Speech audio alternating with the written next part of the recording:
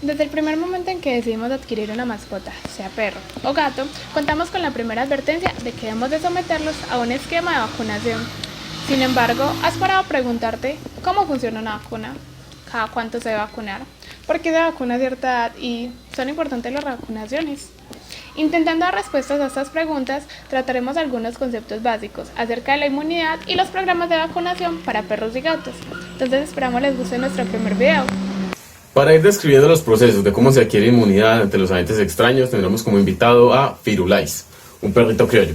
Mientras Firulais es un feto, tiene que construir su sistema de inmunidad innata, o sea, tiene que construir las células y los mecanismos fisiológicos que le permitan reconocer a los microorganismos y establecer las respuestas de defensa contra ellos. Estas células inicialmente son inmaduras y tienen que pasar por procesos de aprendizaje que no vamos a describir en este video, pero que si todo sale bien durante la gestación las va a dejar preparadas y competentes para su función de defensa. Esta respuesta innata se encuentra representada por el sistema del complemento, las células polimorfonucleares, el sistema nuclear fagocítico, las células dendríticas y las MK. Estas células producen sustancias como citoquinas, enzimas como las lisocimas, prostaglandinas y entre otras, que medían el reconocimiento de agentes extraños. Evolutivamente es la inmunidad más antigua, menos específica pero más rápida que la inmunidad adaptativa, de la cual vamos a hablar más adelante. El detalle con esta inmunidad es que su falta de especificidad la vuelve más vulnerable y tal vez podría decirse menos eficiente contra algunos agentes. Finalmente, las células de la inmunidad innata son quienes le indican a la respuesta adaptativa cuál es el objetivo que deben atacar con mayor especificidad. Otro componente fundamental para la adquisición de inmunidad de Firulais mientras es feto o recién nacido se conoce como inmunidad pasiva. La madre de Firulais es un animal adulto que ya ha estado expuesta a diferentes agentes extraños en el medio ambiente durante toda su vida.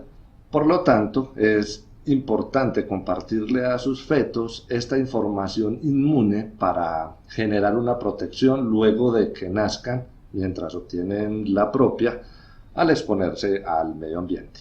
Los mamíferos pueden transmitir inmunidad pasiva de dos maneras: a través de la placenta o con el consumo de calostro. De forma general, solemos creer que el tipo de placentación endotelocorial, en el caso de los caninos y los felinos, influye en la transmisión de la inmunidad debido a la cantidad de capas que tienen que atravesar los anticuerpos. Sin embargo, aunque la distancia podría influir, no es una conclusión clara. En los humanos la placentación es hemocorial, con menos capas, y en los porcinos es epitelocorial, con más capas. Y en ambas especies es claro que la transferencia de inmunoglobulinas depende de la expresión de receptores de membrana celular para las inmunoglobulinas, FCR, en cada una de las capas en lugar del número de estas. La unión de la inmunoglobulina a su receptor induce el mecanismo de transitosis a través de las células de cada una de estas capas, pero en caninos y felinos aún no hay estudios para determinar la expresión de los FCR en la placenta, aunque podemos especular que el mecanismo es similar. Ahora bien, sí se conoce que la cantidad de anticuerpos circulantes en el feto y recién nacido dependen de 1. Los niveles maternos y la concentración de IgG, 2. La edad gestacional, 3. La integridad placentaria, 4. La subclase de las inmunoglobulinas G y 5. La naturaleza del antígeno, siendo más intensa para los antígenos timo-dependientes. Al momento de nacer, los cachorros suelen tener entre un 5 y el 10% de inmunoglobulinas G en sangre. Esto se sigue investigando para determinar si son exclusivamente por transferencia pasiva placentaria, ya que de forma general se considera a los cachorros como agamoglobulinémicos. Otro mecanismo con el cual la madre logra transmitir de forma pasiva inmunoglobulinas a sus cachorros es a través de la leche, o para ser más precisos, a través del calostro. Durante la gestación, la madre inicia la síntesis de leche y en los días previos al parto le adiciona inmunoglobulinas mediante un mecanismo similar al que ocurre en la placenta explicado previamente. La transitosis mediada por los receptores Fc. Sin embargo, en este caso es en las células endoteliales y en los lactocitos hasta el momento del parto. Esto permite que la primera leche con la que se va a llenar la glándula mamaria tenga una alta concentración de inmunoglobulina G e inmunoglobulina M. Por lo tanto, Firulais y sus hermanitos de camada deben de consumir calostro lo más pronto posible luego de su nacimiento. Ahora, hay otro limitante de tiempo mientras estos cachorros maman calostro.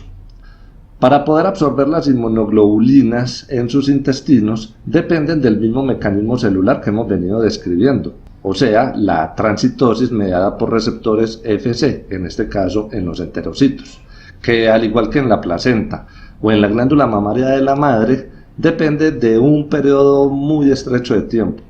En el caso de los enterocitos de los cachorros es alrededor de 24 horas. Por último, además de las inmunoglobulinas G, el calostro contiene otras sustancias inmunes secretadas por leucocitos, que en este caso brindan una protección local a nivel del intestino del cachorro, sumado a la protección de mucosas otorgada por la inmunoglobulina A. Para este punto tenemos a un Firulais recién nacido, expuesto a la agentes extraños del medio ambiente, pero protegido por los anticuerpos maternos de la inmunidad pasiva, y con su sistema inmune innato listo para reaccionar ante dichos agentes. Para la inmunidad de Firulais, de ahora en adelante debería ir estableciendo su inmunidad activa adquirida, la cual ocurrirá de forma natural por la exposición a los agentes extraños o de forma artificial, en donde nos involucramos nosotros como veterinarios a partir del uso de las vacunas.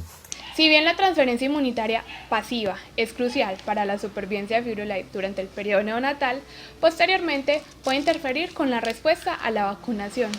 Es por esto que su primer vacuna debe aplicarse cuando sus anticuerpos maternos empiecen a descender y no afecten su proceso de inmunización. Pero no se debe esperar a que bajen tanto que Firulais quede completamente desprotegido y se enferme.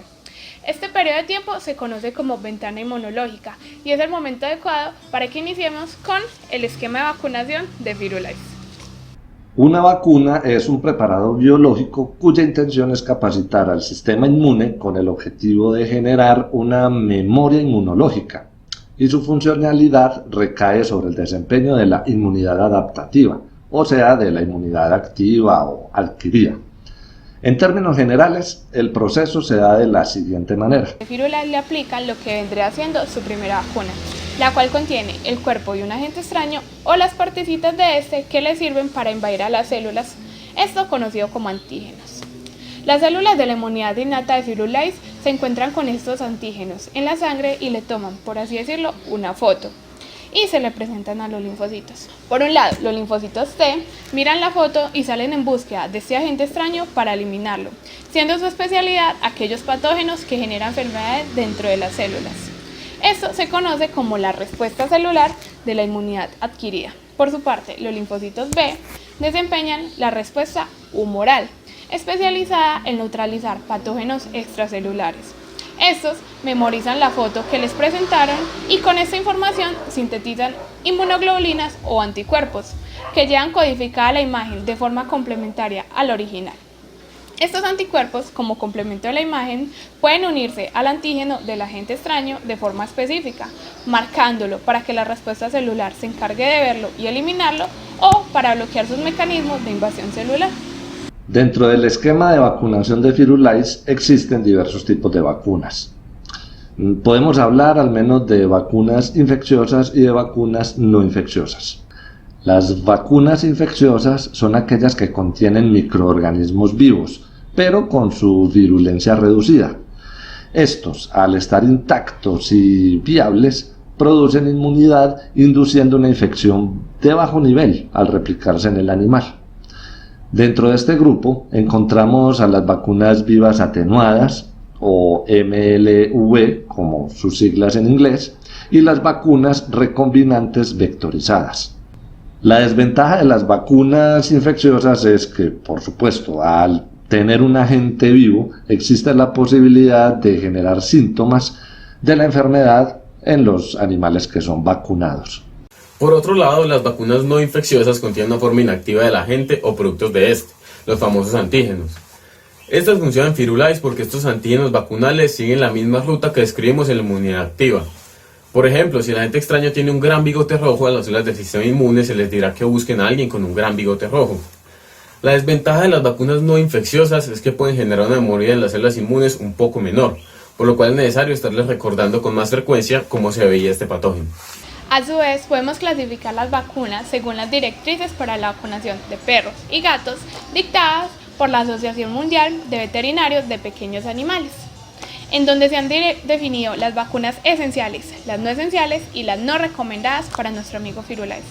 Las vacunas esenciales son las que, independientemente de las circunstancias o ubicación geográfica, deben de recibir todos los perros y gatos, ya que protegen a los animales de enfermedades graves, potencialmente mortales y que tienen distribución mundial. Entonces, por ejemplo, tenemos a Firulais que vive en Colombia, un lugar donde el virus de la rabia aún es endémico. La vacunación contra este agente debe ser considerado esencial. Número 2. Se definen a las vacunas no esenciales como las que se requieren solo para aquellos animales cuya ubicación geográfica o condiciones de vida los colocan en riesgo de contraer infecciones específicas. Supongamos que Firulais vive en una zona donde hay mucha incidencia de leptospirosis, así que se recomendaría vacunarlo contra este agente aun cuando no esté dentro de su plan esencial de vacunación. Número 3. También se han clasificado algunas vacunas como no recomendadas, cuando hay suficiente evidencia científica para justificar su uso.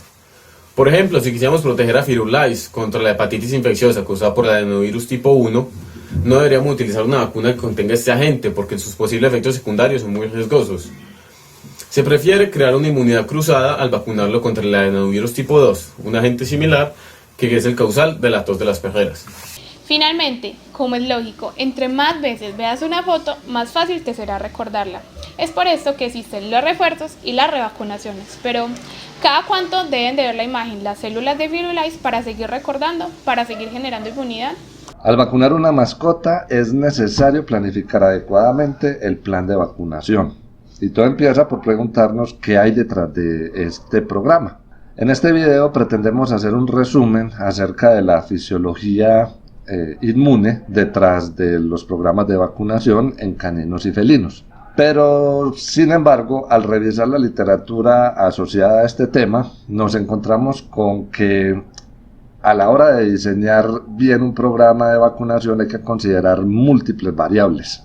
Por lo anterior, pues aquí les proponemos una lista de aquellas cosas que consideramos importantes tener en cuenta para que ustedes como veterinarios pues puedan tomar las decisiones a la hora de diseñar los programas de vacunación. En la descripción del video vamos a dejar los programas actualizados y la bibliografía de respaldo que siguen las asociaciones veterinarias de Estados Unidos y de Latinoamérica. Las consideraciones son: a la hora de diseñar un programa de vacunación se puede partir de un enfoque práctico o de uno pragmático. Los pragmáticos buscan abarcar la mayor cantidad de individuos de la población sin considerar sus particularidades como individuo, pero que permite centrar recursos y generar rutinas de prevención de las enfermedades.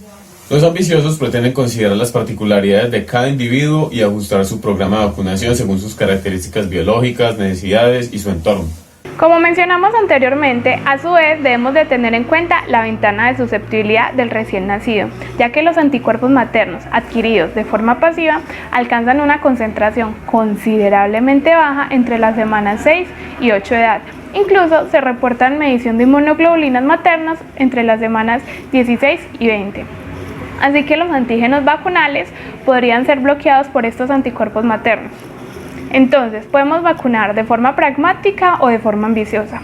Una vacunación de forma pragmática sería aplicando la primera vacuna en este periodo y luego reforzar con una nueva vacunación posterior al límite de las 16 a 20 semanas. La forma ambiciosa consistiría en medir los anticuerpos maternos en sangre de cada neonato y aplicar la vacuna cuando su concentración sea lo suficientemente baja.